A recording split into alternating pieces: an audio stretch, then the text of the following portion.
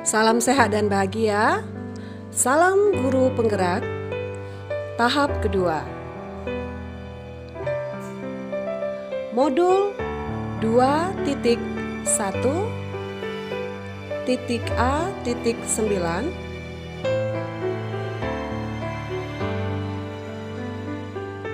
Koneksi antar materi dalam pembelajaran berdiferensiasi.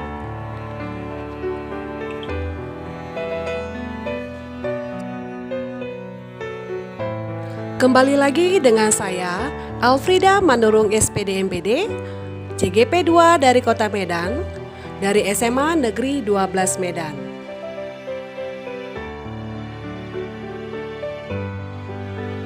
Pada video kali ini, kita akan membahas tentang pengertian pembelajaran berdiferensiasi, memetakan kebutuhan belajar murid, dan profil belajar murid.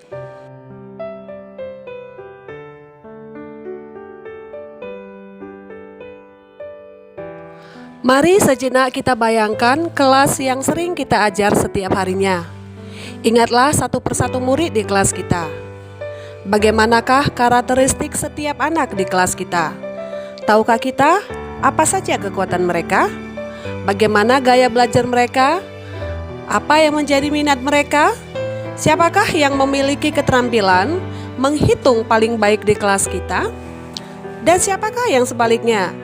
Siapakah yang paling menyukai kegiatan kelompok? Siapa yang justru selalu menghindar saat bekerja kelompok? Siapakah yang level membacanya paling tinggi? Siapa juga murid yang masih perlu dibantu untuk meningkatkan keterampilan memahami bacaan mereka? Atau siapakah yang paling senang menulis? Dan siapakah yang lebih sering berbicara?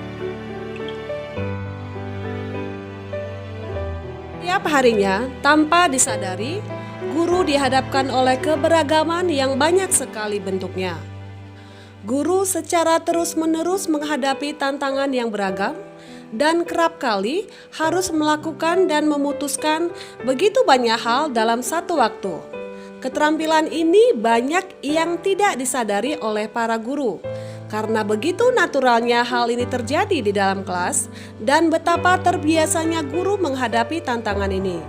Berbagai usaha mereka lakukan yang tentu saja tujuannya adalah untuk memastikan setiap murid di kelas mereka sukses dalam proses pembelajarannya. Menurut Tomlinson pada tahun 2000, pembelajaran berdiferensiasi adalah suatu usaha untuk menyesuaikan sebuah proses pembelajaran di kelas untuk memenuhi kebutuhan belajar individu setiap muridnya. Namun demikian, pembelajaran berdiferensiasi bukanlah berarti bahwa guru harus mengajar dengan 32 cara yang berbeda untuk mengajar 32 orang murid. Bukan pula berarti bahwa guru harus memperbanyak jumlah soal untuk murid yang lebih cepat bekerja dibandingkan dengan yang lain. Pembelajaran berdiferensiasi juga bukan berarti guru harus mengelompokkan yang pintar dengan yang pintar dan yang kurang dengan yang kurang. Bukan pula memberikan tugas yang berbeda untuk setiap anak. Pembelajaran berdiferensiasi bukanlah sebuah proses pembelajaran yang semrawut atau kaotik, di mana gurunya kemudian harus membuat beberapa perencanaan pembelajaran sekaligus, di mana guru harus berlari ke sana kemari untuk membantu si A, si B, atau si C dalam waktu yang bersamaan.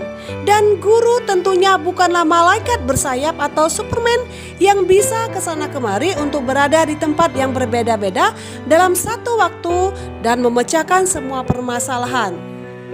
Lalu, seperti apakah sebenarnya pembelajaran berdiferensiasi tersebut? Pembelajaran berdiferensiasi tidak hanya memaksimalkan potensi murid, tetapi juga memberikan kesempatan kepada mereka untuk mempelajari nilai-nilai kehidupan yang penting.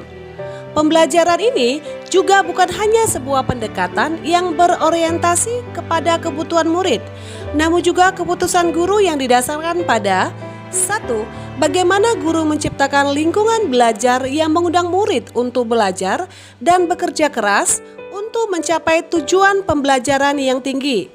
Kemudian juga memastikan kalau setiap murid di kelasnya tahu bahwa akan selalu ada dukungan untuk mereka di sepanjang prosesnya.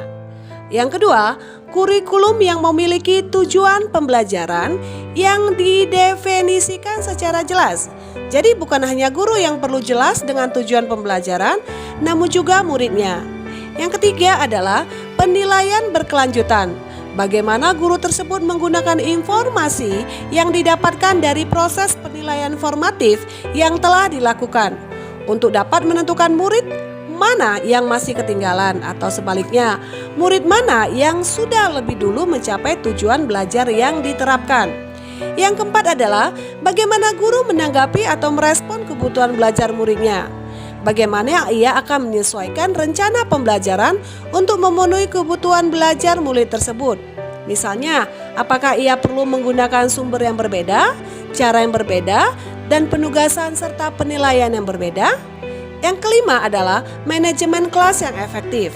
Bagaimana guru menciptakan prosedur, rutinitas, metode yang memungkinkan adanya fleksibilitas, namun juga struktur yang jelas. Sehingga walaupun mungkin melakukan kegiatan yang berbeda, kelas tetap dalam berjalan secara efektif.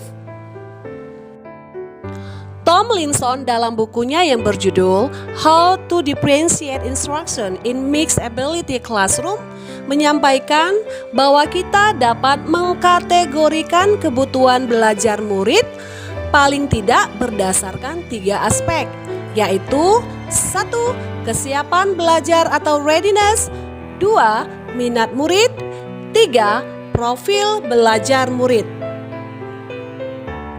Kesiapan belajar atau readiness, Tomlinson berkata bahwa merancang pembelajaran berdiferensiasi mirip menggunakan tombol equalizer pada stereo atau pemutar CD. Untuk mendapatkan kombinasi suara terbaik, biasanya kita akan menggeser-geser tombol equalizer tersebut terlebih dahulu. Saat kita mengajar, menyesuaikan tombol dengan tepat untuk berbagai kebutuhan murid akan menyamakan peluang mereka untuk mendapatkan materi, jenis kegiatan, dan menghasilkan produk belajar yang tepat di kelas kita. Tombol-tombol dalam equalizer tersebut mewakili beberapa perspektif kontinum yang dapat digunakan untuk menentukan tingkat kesiapan murid. Bersifat mendasar atau bersifat transformatif, konkret atau abstrak, sederhana atau kompleks, terstruktur atau terbuka open-ended, tergantung atau mandiri, lamban atau cepat. Yang kedua adalah minat murid. Minat adalah salah satu motivator penting bagi murid untuk dapat terlibat aktif dalam proses pembelajaran. Tomlinson juga menjelaskan bahwa mempertimbangkan minat murid dalam merancang pembelajaran memiliki tujuan.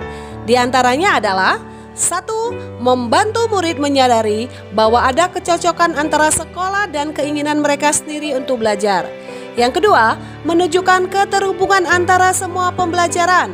Yang ketiga, menggunakan keterampilan atau ide yang familiar bagi murid sebagai jembatan untuk mempelajari ide atau keterampilan yang kurang familiar atau baru bagi mereka. Dan yang terakhir adalah meningkatkan motivasi murid untuk belajar.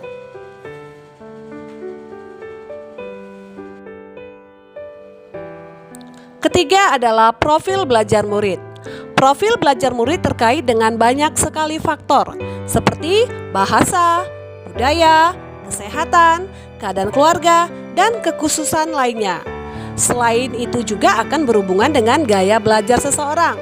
Tomlinson mengatakan bahwa profil belajar murid merupakan pendekatan yang disukai murid untuk belajar, yang dipengaruhi oleh gaya berpikir, kecerdasan, budaya, latar belakang, dan juga jenis kelamin dan lain-lain. Ada banyak faktor yang dapat mempengaruhi pembelajaran seseorang. Berikut ini adalah beberapa yang harus diperhatikan. Yang pertama adalah lingkungan, yang kedua pengaruh budaya, yang ketiga visual, keempat auditori, dan yang kelima adalah kinestetik. Berdasarkan pemaparan mengenai ketiga aspek dalam mengkategorikan kebutuhan belajar murid, maka kita dapat menarik kesimpulan bahwa untuk mengoptimalkan pembelajaran dan tentunya hasil dari pembelajaran murid diperlukan pembelajaran yang dikembangkan sesuai dengan kebutuhan belajar murid tersebut. Selain itu, dalam melakukan pembelajaran berdiferensiasi, kita juga perlu melakukan strategi dalam pembelajaran. Pembelajaran berdiferensiasi dibagi menjadi 3 menurut Tomlinson, yaitu 1. Diferensiasi konten, yang kedua diferensiasi proses, yang ketiga adalah diferensiasi produk. 7 alasan mengapa pembelajaran berdiferensiasi dapat berhasil adalah: 1. Pembelajaran berdiferensiasi adalah bersifat proaktif. Kedua, lebih bersifat kualitatif daripada kuantitatif. 3. Berakar pada penilaian. Yang keempat, menggunakan beberapa pendekatan terhadap konten, proses, dan produk. Yang kelima, berpusat pada murid.